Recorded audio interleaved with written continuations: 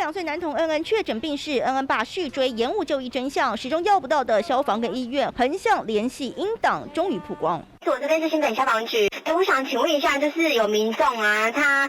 妈妈跟2个小孩，2岁跟5岁都是确诊，但是目前小孩2个都发烧，但是因为中和区的卫生所跟卫生局完全都联络不上，但是妈妈很急，你们有办法先帮他？没有办法，他先联络感控，不是说确诊很妈妈你就可以过来。好 ，OK， 有常会在好。音档还原4月14号6点24分，新北消防局确实联系不上中和卫生所跟新北卫生局，只好跨越 SOP 求助医院，却遭到拒收。但现在音档突然流出，一名新北市消防员也前往新北检自首，声明高中同学卓冠廷主动与我联络，讨论恩恩案，我思虑不周，把资料以及录音档给他，也说从来没同意让他播放跟使用，但卓冠廷澄清没外泄给媒体，让调查回归到司法的程序。对于违法的行为，本局将依法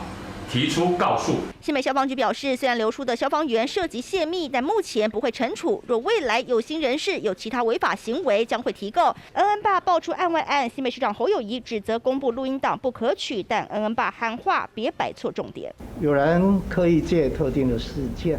公布了我们医务同仁的电话分机、录音档，这种行为是不可取。新北市政府应该赶快提供真相，消防局不会有人去怀疑你们清白，因为我觉得现在关键点就在于为什么前面卫生局可以失灵52分。随着横向音档流出，更曝光卫生局消失的关键52分钟。尽管泄密案外案引发关注，但对恩恩爸来说，更在意的是完整真相。三立黄大夫郑凯洲、马玉文新闻报道。